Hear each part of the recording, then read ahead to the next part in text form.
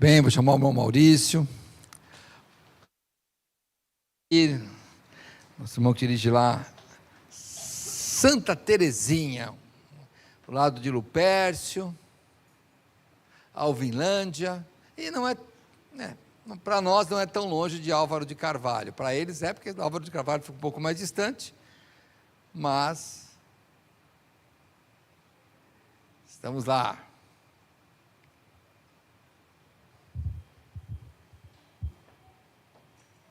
Irmão, orar mais uma vez. Senhor, te peço que abençoe, irmão Maurício, Senhor Deus, abençoe, Pai, a mensagem dessa noite. Peço que nossos corações sejam tocados por Tua palavra, que o Teu Santo Espírito possa habitar em nós e possa fazer morada em novas casas hoje, Senhor, de pessoas abrindo o seu coração para a salvação que somente há em Jesus Cristo. E é em nome dele que nós oramos. Amém. Deus te abençoe, irmão. Obrigado, pastor. Boa noite. De Santa Teresa para Álvaro de Carvalho. É um tiro de espingarda. Rapidinho você chega. É bem próximo mesmo. Muito bem, é um prazer estar aqui mais uma vez, no local onde eu cresci espiritualmente. É um prazer enorme. Alguns novos e alguns um pouco mais idade, né? Mas é uma benção mesmo. Deus abençoe a vida de vocês. Continue firme no Senhor. Eu estou aqui com a minha família. Tá ruim aqui? Então, bom, vou esperar então. Agora sim? Estão me ouvindo aí? Bom, ainda não? Pode falar? Ok, então. Então tá bom. Então, onde eu estava? Você está falando sobre a minha esposa, né? E nós estamos de férias. Eu gosto muito de tirar férias. Não posso tirar sempre, mas eu gosto. E esse é um período que todo ano paramos para poder descansar um pouco, refletir sobre o que fizemos, fazer novos projetos, e tem sido uma benção, né? Está ali minha esposa, então, a esposa Denise, poucas pessoas conhecem, aí, Denise, essa morena bonita. Também a Jojo, a Joana. Aí a Joana está quase do nosso tamanho, os filhos crescem.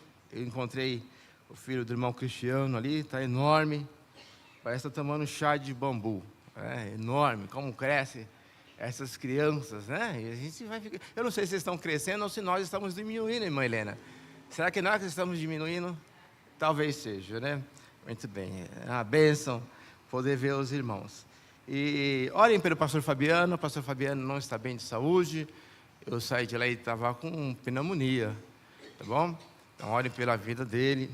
Vocês sabem como ele é teimoso, e que ele possa se cuidar, tá ok? Também continue orando lá pela Gisele e as meninas. E, no demais, apesar das circunstâncias, nós estamos bem. O trabalho também, esse ano que se passou, foi uma grande bênção para todos nós. E grandes desafios. E Deus nos honrou. E o nome dele é sempre glorificado em tudo isso, ok? Muito bem, essa noite, deixa eu ver aqui a hora, ok, então antes da meia-noite dá para acabar. Não fiquem desanimados, fiquem firmes. Hebreus capítulo 6, verso 13 a 20. Hebreus capítulo 6, verso 13 a 20. Abra sua Bíblia. Eu vou colocar meus olhos, porque eu já cheguei na idade de usar os meus olhos. Se você chegou nessa idade, eu quero falar para você que eu entrei no clube, tá? Eu sei que tem alguns que são desde os 12 anos aqui já usam óculos, né? Mas eu estou precisando ultimamente. Hebreus capítulo 6, verso 13 a 20. Amém? Eu vou ler, hein? Estou ouvindo os barulhos das folhas. Vou ler então. Verso 13 diz assim: porque quando Deus fez a promessa a Abraão, como não tinha outro maior por quem jurasse, jurou por si mesmo. Vocês estão me acompanhando a leitura aí? Digam amém. Ok, muito bem. Vamos continuar então. dizendo: certamente abençoado te abençoarei, e multiplicando te multiplicarei. E assim, esperando com paciência, alcançou a... Isso, mas vocês podem ser mais, né, participativos, tá bom? Vamos lá. Porque os homens certamente juram por alguém superior a eles, e o juramento para a confirmação é, para eles, o fim de toda a contenda, pelo que, querendo Deus mostrar mais abundantemente a imutabilidade do seu conselho aos herdeiros da promessa, se interpôs com juramento, para que por duas coisas imutáveis, nas quais é impossível que Deus minta, tenhamos a firme consolação que nos pôs no nosso refúgio em reter a esperança proposta. E o versículo 19 é o versículo-chave, que fala: a qual temos como âncora da segura e firme, e penetra até o interior do véu, onde Jesus, o nosso precursor, entrou por meio de nós, feito eternamente sumo sacerdote, segundo a ordem de Melquisedeque. Deus abençoe a palavra. E vamos pensar agora sobre o seguinte tema: a âncora da alma. Onde está a tua segurança, meu irmão? A âncora da alma. Aonde está a nossa segurança? Quando analisamos o texto de Hebreus, capítulo 6, é interessante que existe uma história, existe um contexto muito forte aqui. Hebreus, capítulo 6, mostra que os judeus cristãos estão passando por grandes dificuldades. O autor de Hebreus mostra que os judeus cristãos, as pessoas que se convertiam ao cristianismo, estavam passando por grandes pressões, grandes tempestades na vida deles. E por dois motivos muito simples. O primeiro motivo é que os judeus que não eram cristãos estavam pressionando os judeus cristãos, aqueles que se convertiam. De que forma? Para o judaísmo naquela época, a religião era algo muito importante. Por exemplo, na família, a religião era importante. Nos negócios, a religião era importante. Na vida social, a religião era importante. Então, quando alguém se convertia ao cristianismo, essa pessoa ela era vista como um traidor. Seja na família, seja na parte social, seja nos negócios. Ninguém queria ter negócio com um judeu. Ninguém queria ter um convívio social com um judeu cristão. Alguém que se converteu, porque ele era considerado um traidor. E mais, ele também era expulso da sinagoga. A sinagoga era o centro da comunidade. Ser expulso da sinagoga significava que você seria cancelado, CPF cancelado. Você não faz mais parte da nossa sociedade. Acabou para você. Você não pode mais comprar. Você não pode ter... Os seus amigos não são mais seus amigos. O convívio com os parentes acabou. Então, o cristão que se convertiu, o cristão judeu que se convertiu naquela época, estava sendo pressionado. Pior ainda, os seus bens muitas vezes eram confiscados, eram tomados.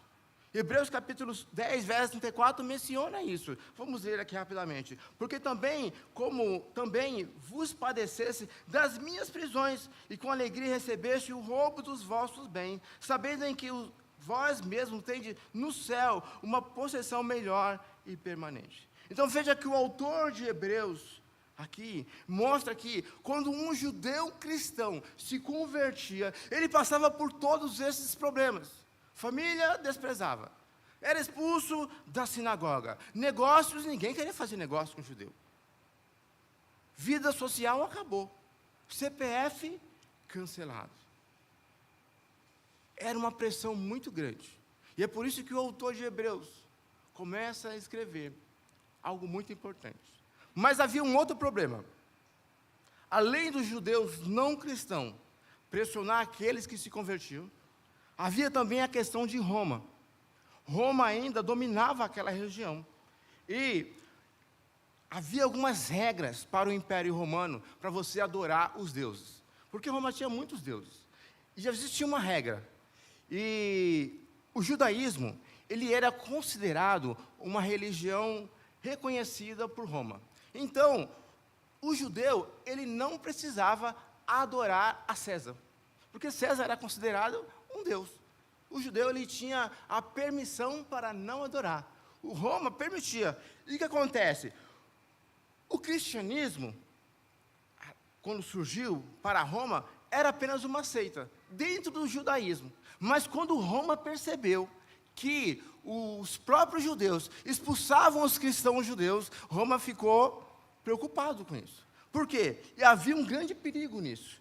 Porque se eles não são judeus, e se eles não têm a permissão, para não adorar a César, então eles são inimigos do Estado. Então eles são pessoas que estão ilegais.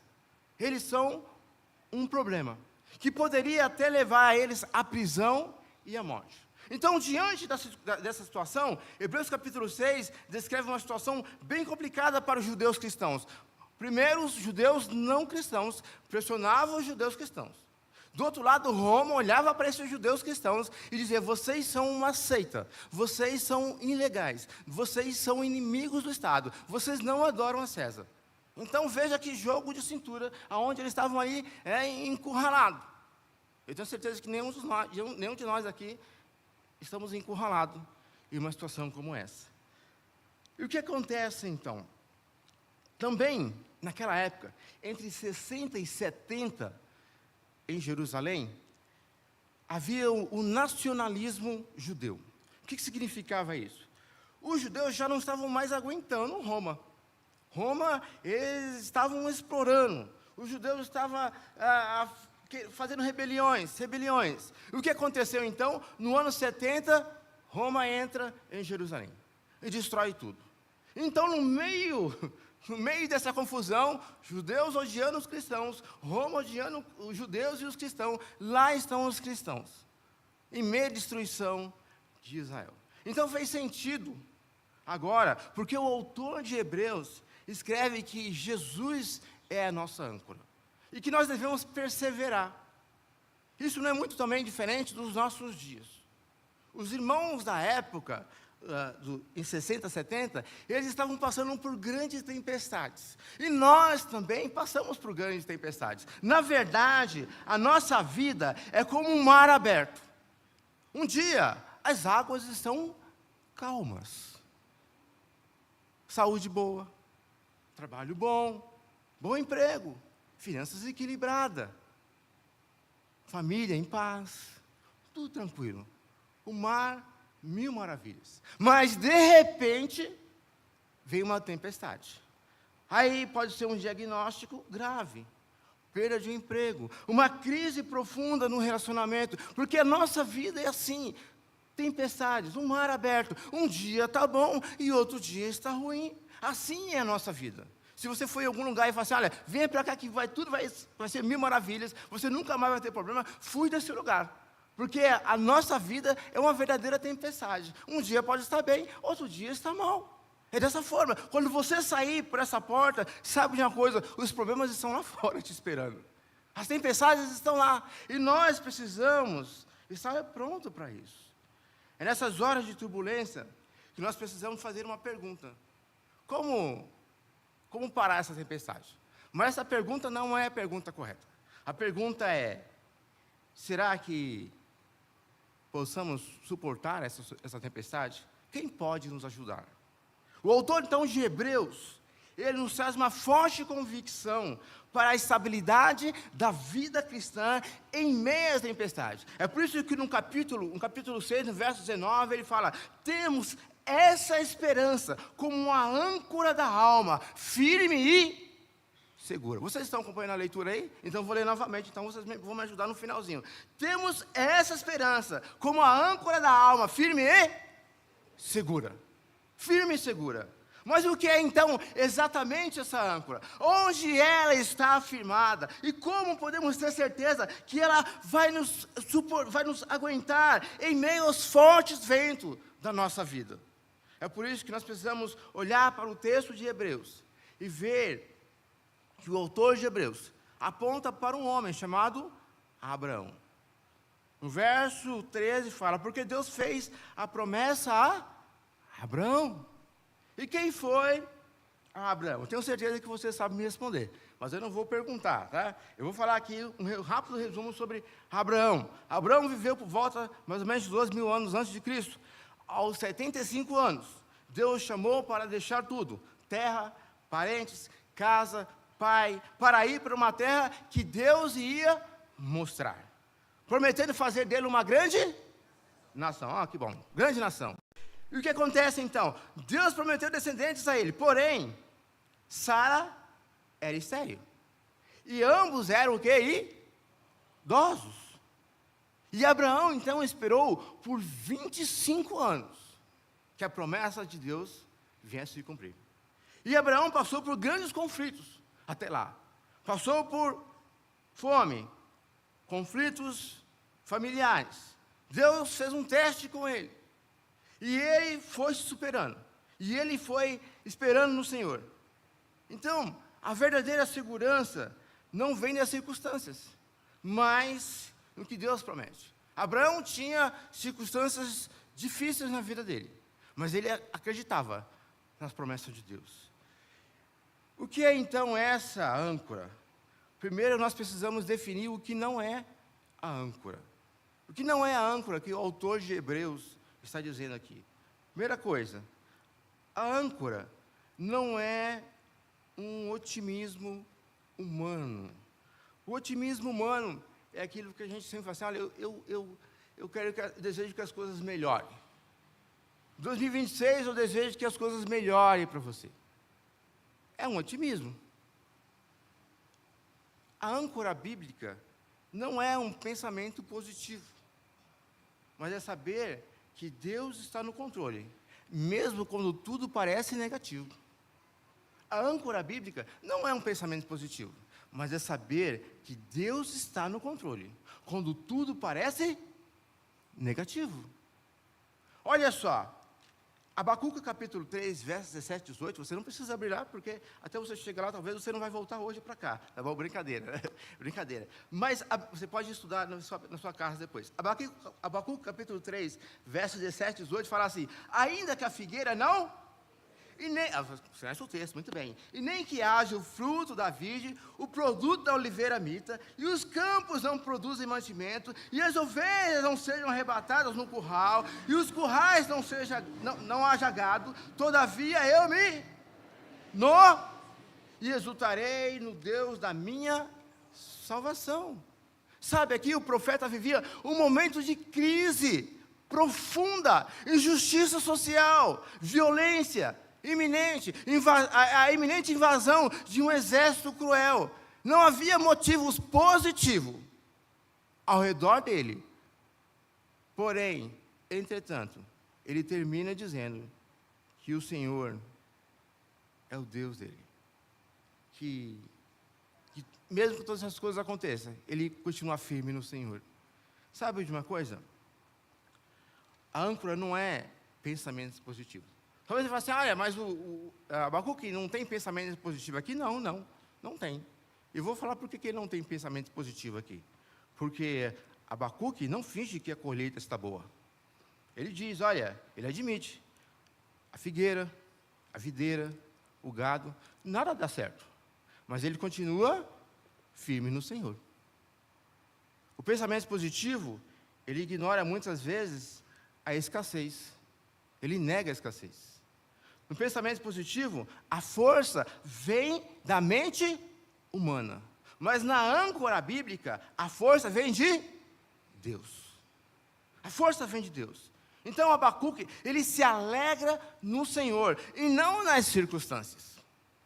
Coloque na sua mente, devemos nos alegrar no Senhor e não nas circunstâncias. A âncora também não são os nossos sentimentos. Porque sentimentos são como uma maré. De manhã, você está empolgado. À noite, você já está acabado. Eu, de manhã, por exemplo, eu demoro para despertar. Não é que eu não levanto cedo. É porque eu levanto e meu corpo continua lá na cama. Né? Aí demora para fazer a junção Se você é assim, você também é assim. Parece que o corpo fica na cama e parece que a cama ou vem junto com você. Aí depois eu vou engrenando. Como eu tomo aquele café, pastor, aí vai engrenando as coisas, né? Que nem motor de carro, né? Vai chegando o óleo, aí você vai indo. Mas de manhã eu sou assim. Sentimentos.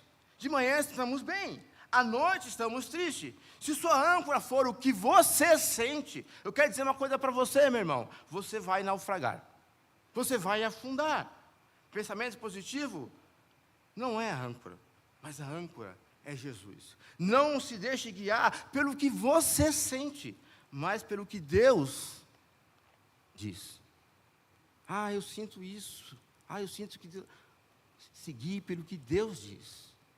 Creia nas promessas do Senhor. Sentimento muda. Um dia você está bem, um dia você está mal. Na prática, lembre-se de uma coisa. Lembre-se das promessas do Senhor. Quando tudo estiver ruim na sua vida, lembre-se das promessas do Senhor. Quando o dia não estiver bom, lembre-se das promessas do Senhor. Quando você ouviu um não, lembre-se das promessas do Senhor.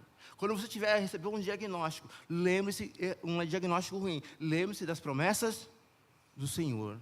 Quando você se sentir triste, lembre-se das promessas do Senhor. Quando alguém falar algo que te magoou, lembre-se das promessas do Senhor.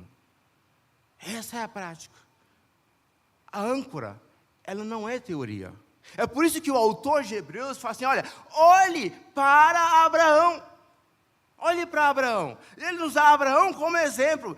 As promessas do Senhor não é teoria, mas as promessas do Senhor é para viver na prática.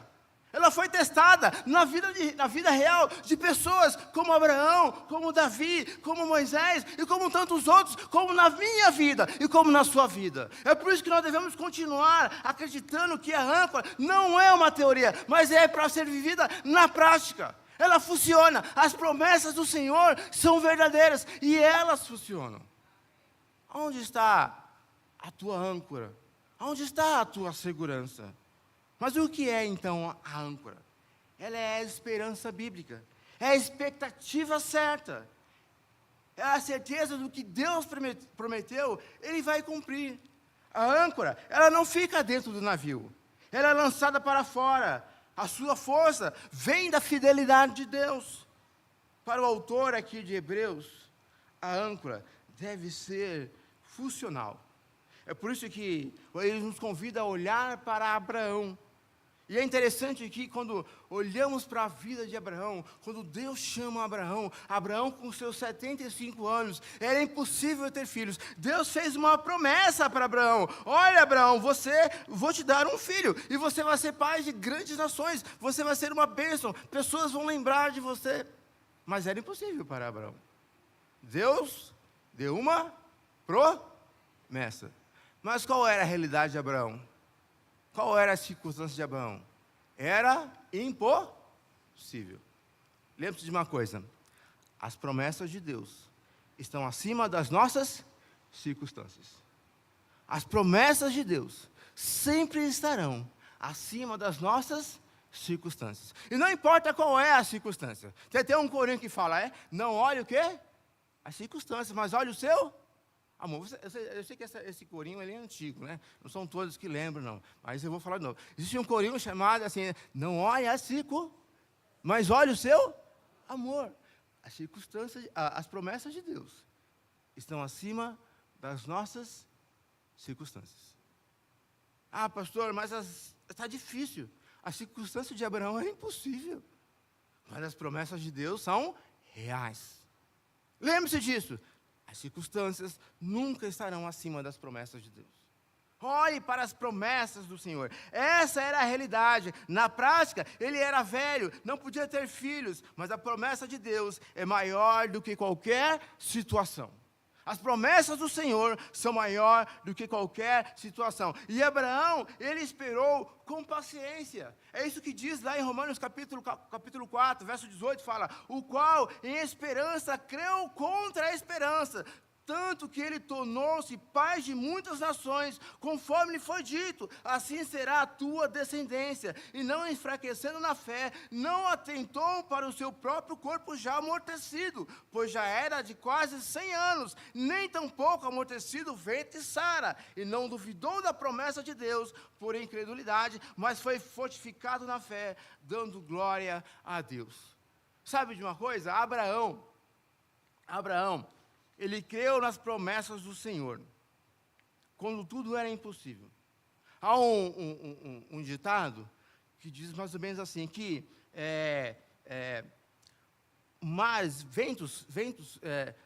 mares, o mar bom, quando o mar está bom, os mares bons não formam bons mar calmos. Mar calmos não formam bons marinheiros. Porque para formar bons marinheiros, você precisa de tempestades. É na hora da tempestade que os marinheiros vão mostrar que realmente são marinheiros. Eu estava vindo agora para cá e eu subi aquela subidinha que tem no Rio Bonito ali, por trás, ali onde tinha tinha um hospital ali antigamente, ali, né? E eu parei bem no meio ali, né? Eu falei assim, é aqui que se divide os bons motoristas e os motoristas ruins, né? Que você fica assim na rua, né? E vamos ver se o carro vai voltar para trás ou não. Sabe? Mar calmo não faz bom marinheiro, não cria bom marinheiro. Sabe por que eu estou dizendo isso? Porque Abraão, ele creu quando as circunstâncias pareciam impossíveis. Crentes fortes não se criam, não se formam quando tudo vai bem. A fé ela é fortalecida quando tudo vai mal. A fé é fortalecida quando as coisas estão agitadas em nossa vida. Porque exercer fé quando tudo vai bem, é fácil. Eu tenho fé, mas tudo está bem. Mas a fé ela é fortalecida quando as tempestades atacam a nossa vida. E a espera de Abraão não foi um castigo de Deus. Não. A espera de Abraão foi, na verdade, uma escola para ele. E aí a questão é, o que nós estamos aprendendo enquanto nós estamos esperando as promessas de Deus para nós? Ou será que nós estamos reclamando, Deus me abandonou? Ou será que nós estamos aprendendo alguma coisa, enquanto Deus está dizendo, espera, eu quero que você se fortaleça mais. Ou você está reclamando? Aonde está a sua segurança? Aonde está a sua promessa? Qual é a sua âncora? Sabe de uma coisa? Deus, Ele garante o que diz. Ele jurou para Abraão. Capítulo 6, versos 16 ao 18 fala. Verso 16. Porque os homens certamente juram por alguém superior a eles. E eu achei isso aqui muito legal. Porque, não sei se você era como eu, quando criança, falava assim, você jura pela sua mãe? Você fazia isso, você jura pela sua mãe? Porque quando você jurava pela sua mãe, você tinha que cumprir. Não é verdade? Aí fala assim, você jura pela sua mãe morta? Não, pela minha mãe, não, eu juro, né? É exatamente isso que o texto está falando. Aí fala assim, o juramento é confirmação para eles. E o fim de todo o quê? Contenda. Sabe o que Deus está mostrando aqui? Deus fala assim, olha, não tinha ninguém, o autor falando, né? Não tinha ninguém para Deus jurar, não tinha ninguém maior que Deus, porque não tem ninguém maior que Ele. Então Ele jurou por si mesmo. Por si mesmo, e falando assim, pelo que querendo Deus mostrar mais abundantemente a imutabilidade do seu conselho aos herdeiros da promessa, sem interpor com juramento, para que duas coisas imutáveis, nas quais é impossível que Deus minta, tenhamos a firme consolação que nos epomos no nosso refúgio em reter a esperança proposta. Você sabe o que o autor aqui está fazendo? Ele está dizendo assim, olha, Deus além de jurar, além de prometer, Ele jurou. Ele falou assim, olha, Abraão, eu te prometo, mas além de te prometer, eu também assino embaixo. Pode ter certeza que eu vou cumprir.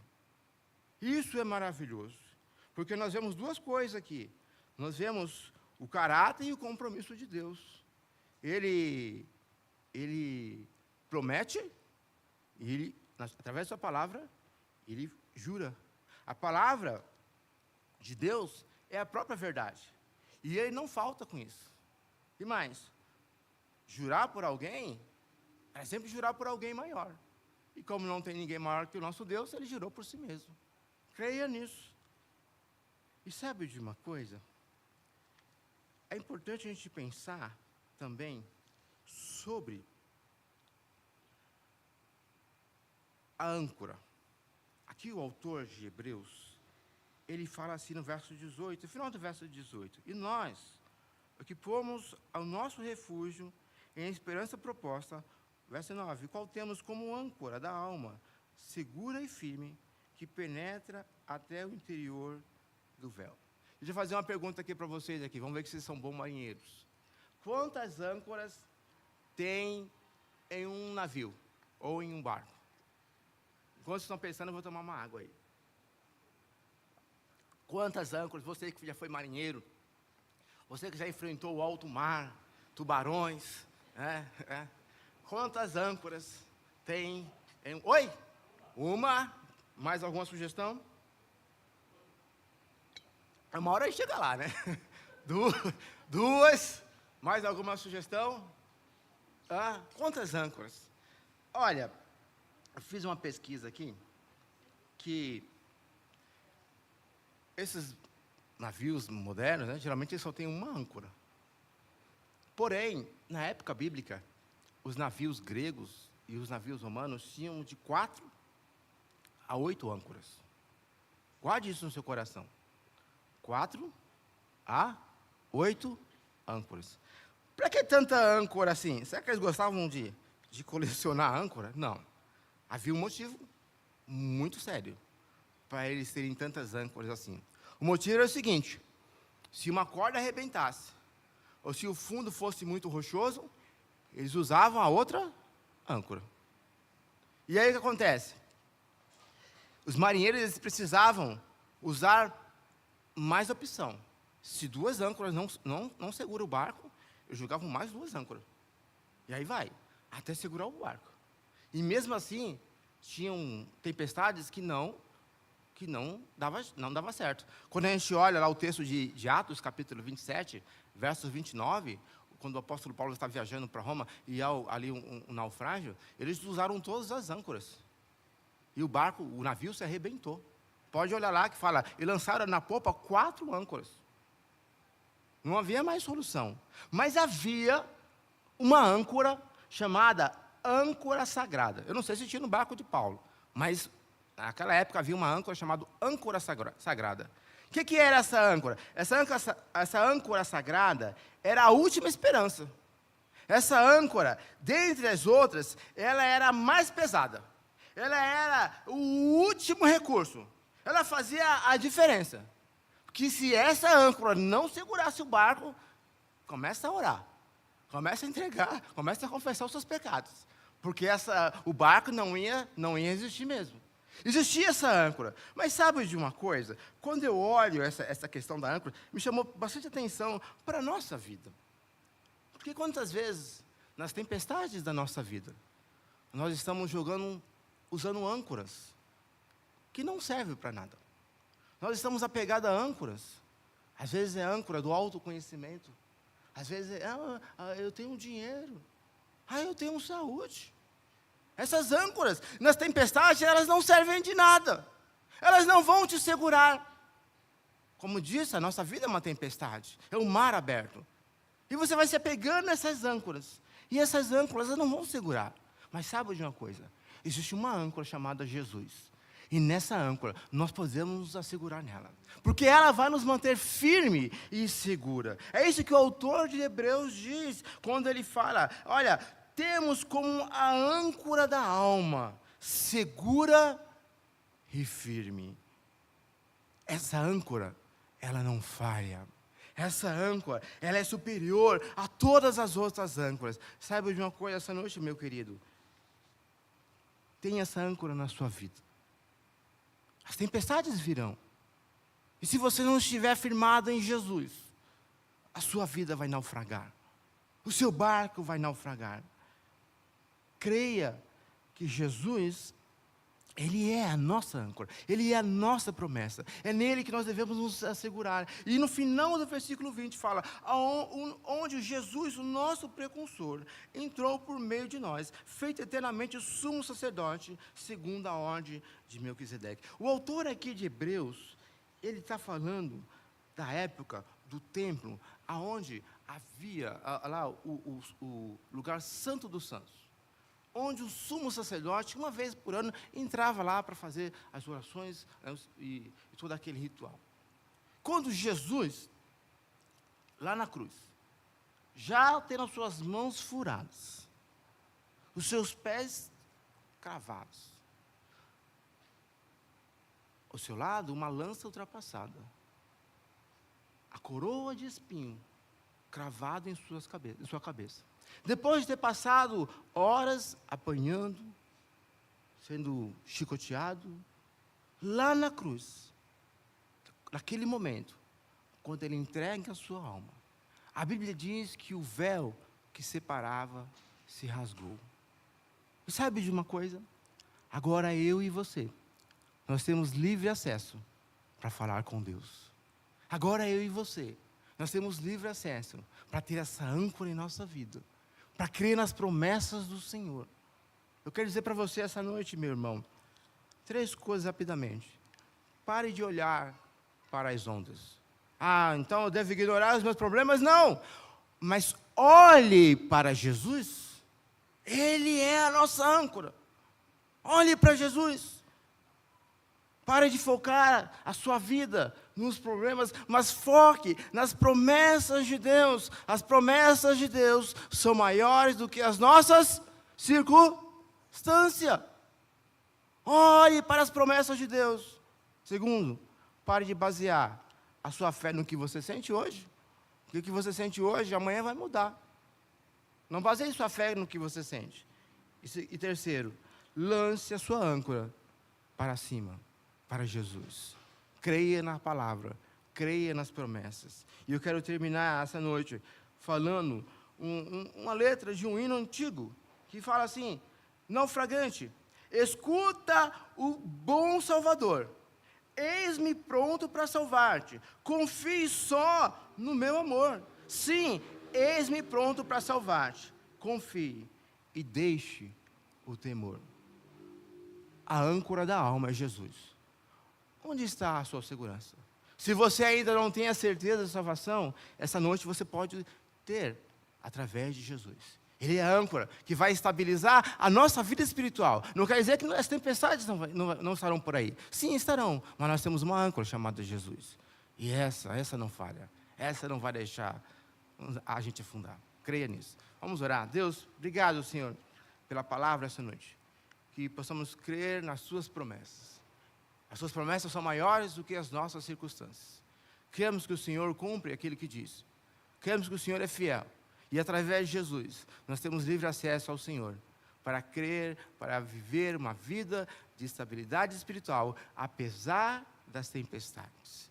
Em nome de Jesus. Amém.